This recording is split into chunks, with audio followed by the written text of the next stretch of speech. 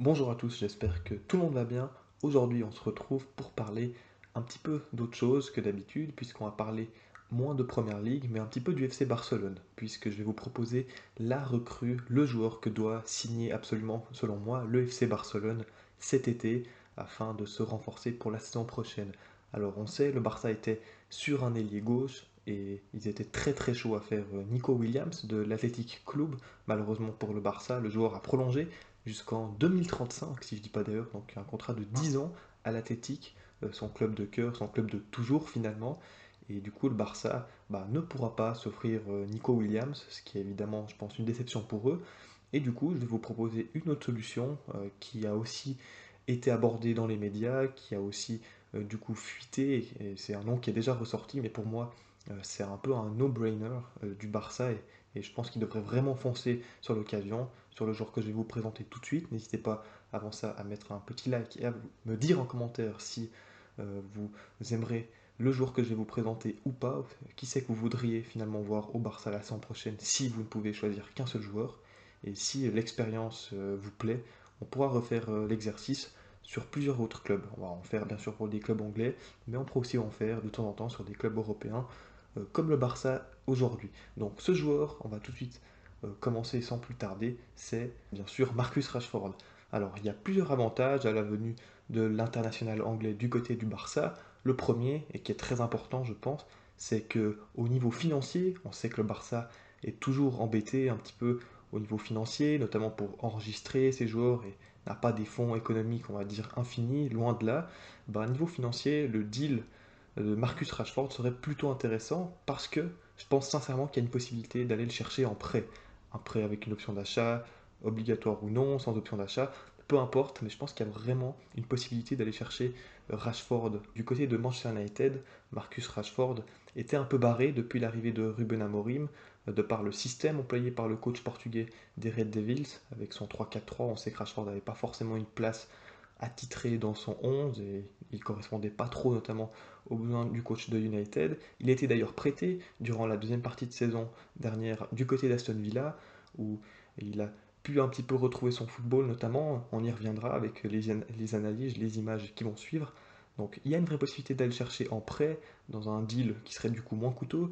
Alors évidemment, Rashford il a un très gros salaire du côté de Manchester et je pense que si le Barça veut aller le chercher en prêt, il va falloir quand même que United paye une partie un petit peu de son salaire, retienne une part de son salaire, afin d'aider un petit peu le Barça financièrement. Mais je pense que sincèrement, s'il n'y a que ça, entre guillemets, que le Barça doit faire, je pense qu'il faut le faire. Surtout que tu iras chercher un joueur avec un coût assez minime, un coût pas très élevé, un joueur qui a de très très grosses qualités.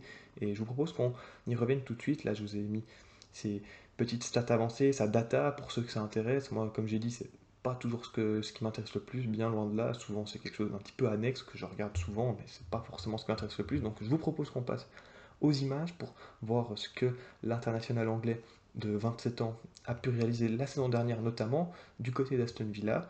Donc, on va surtout se concentrer sur un match, c'est le match contre le Paris Saint-Germain en Ligue des Champions.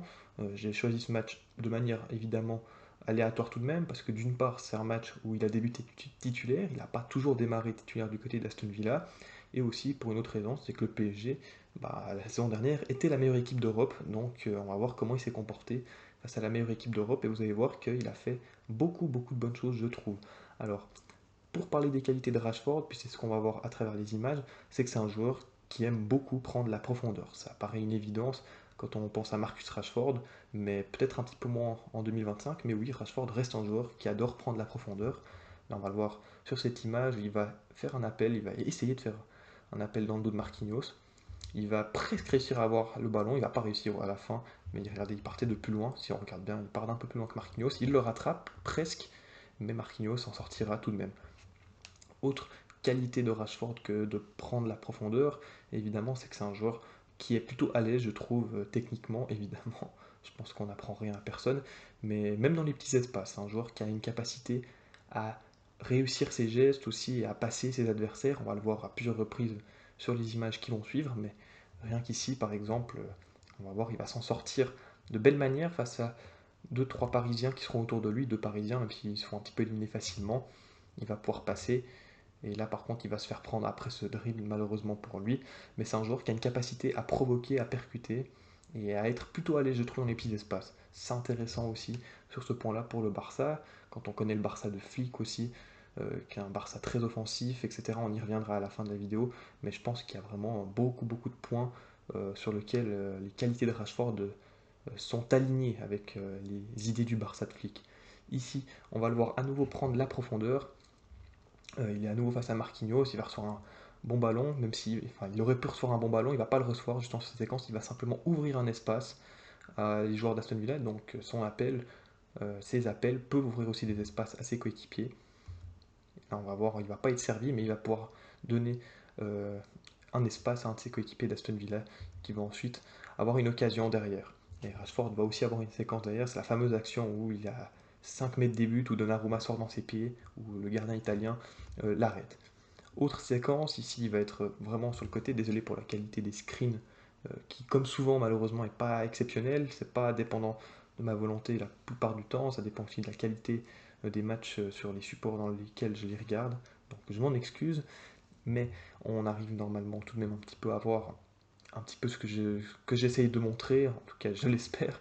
Rashford va être lancé sur le côté en 1 contre 1, donc ça c'est une de ses qualités fortes évidemment aussi, les 1 contre 1, la percussion avec le ballon, et il le montre de manière régulière. Alors évidemment il y a du déchet, il peut y avoir du déchet, comme tout joueur, et peut-être un peu plus maintenant qu'avant avec Marcus Rashford qui a un peu, je trouve, perdu en confiance, surtout, mais ça reste un joueur menaçant en 1 contre 1, et qui peut faire mal, là on va le voir affronter le défenseur parisien, il va le mettre en difficulté, et il va surtout réussir à se créer une grosse occasion de but. Et ça, c'est un autre point, vous savez que j'aime bien, si vous regardez mes vidéos depuis un petit moment, si vous regardez mes précédentes vidéos, c'est un joueur qui arrive à se créer des occasions de manière autonome. C'est un joueur qui peut se fabriquer des angles de tir, des espaces pour shooter au but de manière assez individuelle. Et ça reste du coup un joueur qui dépend pas forcément du collectif. Il arrive à se créer ses propres situations.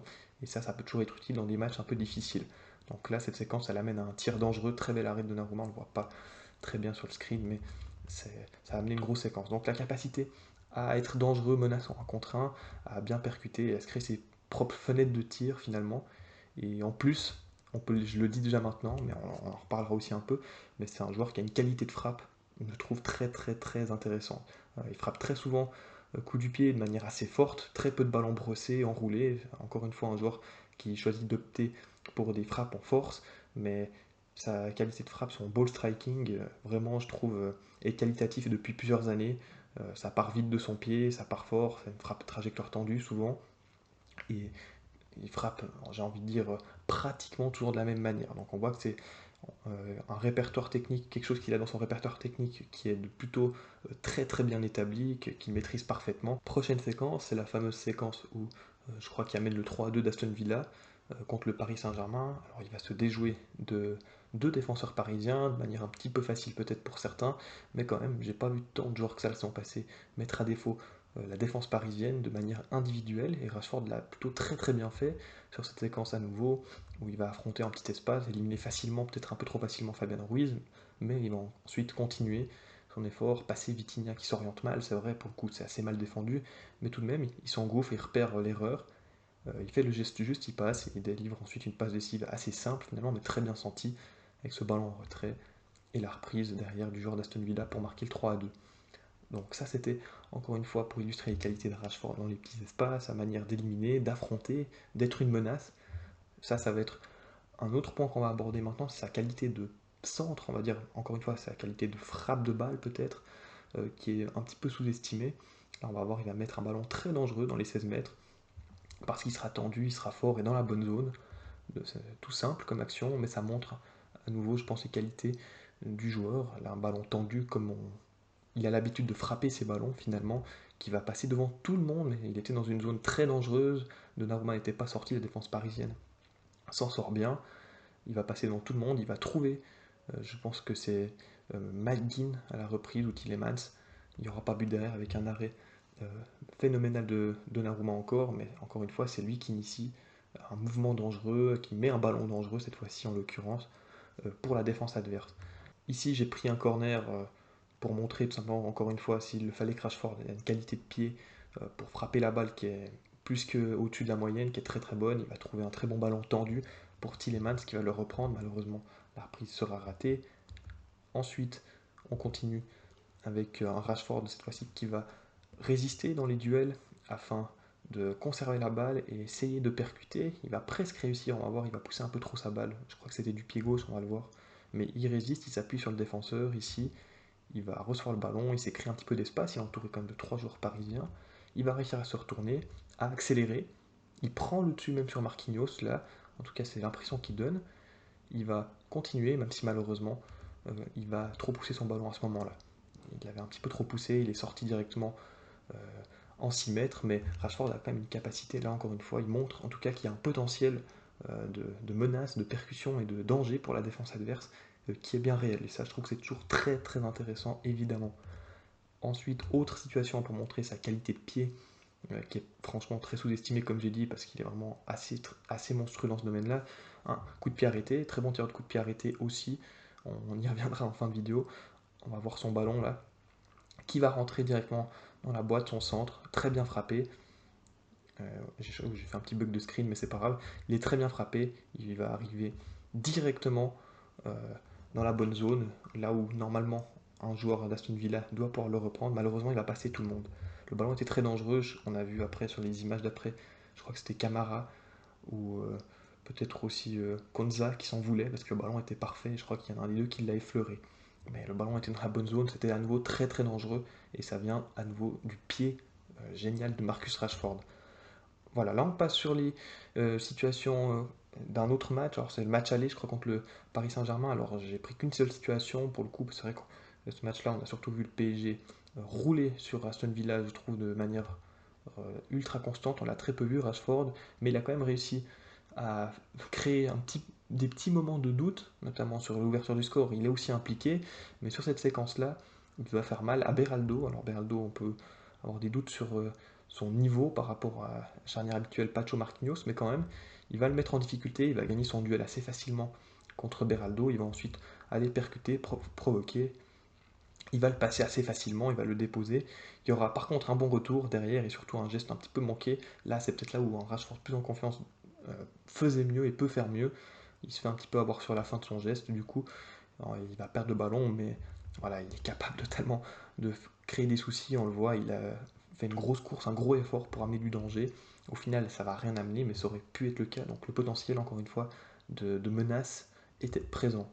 Voilà, là on passe sur les buts qu'il a marqués, en tout cas pour montrer un petit peu sa qualité de frappe, et encore une fois le joueur autonome qu'il est, notamment. Alors j'ai pris des buts un peu random pour le coup, j'avoue, c'est les buts que j'ai trouvés sur le site sur lequel je regarde les résumés de matchs, mes matchs que je peux revoir par après en entier.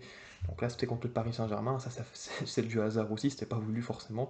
Son but où il va prendre le ballon, tout simplement s'excentrer et frapper fort au sol, coup du pied à nouveau, la fameuse frappe à la Rashford, croisée en plus, imparable, petit filet de Navas, donc qualité de frappe encore une fois présente. Là, à nouveau, ce but il montre sa capacité à prendre la profondeur, à attaquer l'espace. Alors évidemment, ça semble assez visible, mais il va bien le faire. Et surtout, il y aura une belle finition derrière du pied gauche. Le ballon va rentrer tout gentiment dans les filets de Liverpool. Je ne sais pas si c'était Alisson au but ou Keller, en l'occurrence, dans ce match de Cup. Mais il va marquer tout tranquillement. Ici, but contre Arsenal 2 saisons en arrière, il me semble, où il va prendre la profondeur, il va recevoir un très bon ballon de Bruno. Et on va voir, il va manger dans la profondeur la défense d'Arsenal, notamment Ben White. Et je pense que c'était Gabriel aussi, où ils vont se faire avoir. Il va aller seul au but et il va finir de belle manière aussi devant Ramsdale. Rashford, encore une fois, capacité, menace dans la profondeur très très intéressante. Et enfin, un coup franc, parce que Rashford, c'est un très bon tireur de coup franc aussi. J'ai pris son but contre l'Angleterre à la dernière Coupe du Monde, où la frappe est imparable, et encore une fois, ça montre sa qualité de frappe de balle, finalement, qui est très très sous-estimée, selon moi. C'est vraiment un joueur qui brille sur cet aspect-là de son jeu. Donc, pour en finir maintenant, pour faire un petit bilan de Marcus Rashford, qui est donc le joueur, la recrue que je propose au FC Barcelone, il y a des avantages, comme j'ai dit, d'un point de vue économique, il coûtera franchement pas grand-chose, il y aura son salaire, peut-être qu'il faudra quand même prendre une bonne partie à payer, mais sinon, excepté ça, Le joueur ne devrait pas arriver de manière définitive, c'est un prêt, et si ça se passerait éventuellement pas très bien, bah, il retourne à l'envoyeur finalement, et le Barça aura tenté le pari entre guillemets Rashford avec une prise de risque assez minimale. Il faut aussi ajouter que c'est un joueur qui peut être un impact player en sortie de banc. C'est un joueur qui, notamment avec l'équipe d'Angleterre, a montré à de très nombreuses reprises qu'il était très très dangereux lorsqu'il rentre et lorsqu'il ne débute pas forcément titulaire. C'est aussi le cas lorsqu'il était dans cette situation-là à Manchester United. C'est un joueur qui en sortie de banc est toujours très très impactant et pertinent, comme il peut l'être évidemment quand il démarre, mais du coup c'est un plus. On sait qu'au Barça il sera peut-être pas forcément titulaire s'il vient, il sera peut-être la doublure d'un Rafinha à gauche, ou peut-être d'un Lewandowski devant, si Ferran Torres ou Lewandowski même viendrait à se blesser, il peut aussi jouer au poste de numéro 9. Justement, c'est un autre avantage. Rashford a l'avantage de jouer évidemment sur l'aile gauche, sur le côté gauche, mais aussi au poste de numéro 9. Moi, j'aime mon poste numéro 9 parce que je pense que athlétiquement, dans les duels, notamment les airs, je le trouve un petit peu moyen, mais c'est un joueur qui par contre peut être très pertinent dans ce registre-là. D'ailleurs, Unai Emery l'a beaucoup utilisé à ce poste de numéro 9 lorsqu'il était du côté d'Aston Villa, et je crois quand même que ça a plutôt bien marché, je pense, du côté d'Aston Villa, si j'ai bien vu. 7 buts toutes compétitions confondues en 10 matchs en tant qu'avant-centre la saison dernière. Plutôt, pardon. Sur la saison dernière, il a joué 10 matchs au poste d'avant-centre, il a marqué 7 buts toutes compétitions confondues. Donc c'est plutôt des très bonnes stats et il est totalement aussi crédible à ce poste-là. Donc ça, c'est un avantage aussi. Comme j'ai dit en plus par rapport à un Lewandowski, c'est un joueur qui est capable de prendre la profondeur de manière régulière et d'être très très menaçant là-dedans s'il joue au poste numéro 9. Donc ça, c'est un vrai plus aussi. Et sur l'aile gauche, c'est un profil qui serait évidemment un peu différent d'un Rafinha par exemple, mais qui a une capacité de percussion, de vitesse, et en un contre un d'être toujours très dangereux. En plus, par rapport à Rafinha, s'il joue sur le côté gauche, vu que c'est un droitier, il peut rentrer dans l'axe et être dangereux du coup avec son pied droit. Là où Rafinha, en tant que gaucher, évidemment, est un peu plus limité dans ce registre-là, même si, on l'a vu, il est aussi capable de se débrouiller des deux pieds, évidemment. Mais Rashford, ce serait un ailier faux pied, du coup, qui serait assez menaçant lorsqu'il rentre à l'intérieur du terrain. En plus de ça, j'ai envie de dire, c'est que par rapport aux défauts de Rashford, on sait que Rashford, il y a quand même des défauts évidemment. C'est un joueur qui, dans la régularité, laisse à désirer. C'est un joueur qui, dans son travail au quotidien et dans son travail sur un match de foot, dans son volume de course notamment, peut être assez critiquable. Mais ce que j'allais dire, c'est que du côté du Barça, ce Barça de flic où c'est vrai, il y a beaucoup d'intensité, il y a un très gros pressing, où tout le monde joue très très haut, ben finalement, j'ai envie de dire, ça cacherait un petit peu les défauts qu'a Marcus Rashford, peut-être, parce que si on réfléchit bien, s'il joue dans une équipe ultra offensive comme l'est le Barça, forcément, bah, il sera souvent assez haut sur le terrain, il n'aura pas besoin de faire des gros efforts, des gros et longs retours défensifs, surtout pour revenir dans la partie de terrain défensive, il sera toujours de manière globale positionné assez haut, et en plus de ça, ben, vu que j'ai dit, c'est une équipe très offensive, il aura l'occasion de se montrer, il aura des ballons plus qu'à United, plus qu'en Première Ligue, et c'est un joueur qui est totalement capable, je pense, de décanter lorsqu'il a le ballon, même s'il n'a pas forcément besoin, enfin même s'il a besoin, pardon, parfois d'avoir des grands espaces pour attaquer dans la profondeur ses adversaires, comme je l'ai dit, toujours très menaçant en transition, en contre, ça c'est une vraie arme aussi pour ce Barça de flic, peut-être qu'il manquait un petit peu, peut-être la saison dernière, on peut débattre sur ça, mais en tout cas il ferait pas de mal, et il ferait pas tâche dans ce registre, mais ce que j'allais dire c'est qu'aussi dans les espaces un peu plus fermés, contre des blocs bas, sur une frappe, sur un geste, il est capable de te faire une différence, c'est un joueur qui a une palette, je trouve, comme j'ai dit, offensive, d'instinct et de menace pour l'adversaire très très très élevée et très importante. Donc ça c'est un petit peu tout ce que je voulais dire sur Marcus Rashford et sa potentielle arrivée au Barça. Et en tout cas moi c'est le joueur, si j'étais à la place des dirigeants du Barça, c'est le joueur que je prendrais désormais, vu que Nico Williams, je répète, mais ne viendra pas au Barça, je prendrais clairement Marcus Rashford. On parle de Luis Diaz par exemple, Luis Diaz très bon joueur aussi, mais rien qu'au niveau financier, je pense que le Barça prendrait un trop gros risque, vu que le joueur est quand même assez âgé, plus âgé que Rashford encore, et puis on parle d'une somme de 70 millions d'euros en tout cas pour aller le sortir de Liverpool. Donc moi j'ai assez vite choisi entre Luis Diaz et Marcus Rashford, même si, encore une fois, Luis Diaz, très bon joueur. Voilà, j'espère que cette vidéo vous aura plu. Dites-moi en commentaire ce que vous pensez de ce choix de prendre peut-être Marcus Rashford au Barça, vu que moi c'est, comme j'ai dit, mon choix numéro un pour le Barça, avec désormais, on le sait, le fait que Nico Williams ne viendra pas au Barça. Et moi je vous dis à très très vite pour de prochaines vidéos, on refera des vidéos de ce type pour d'autres clubs, n'hésitez pas à me suggérer en commentaire d'autres clubs, et moi je vous dis donc à bientôt.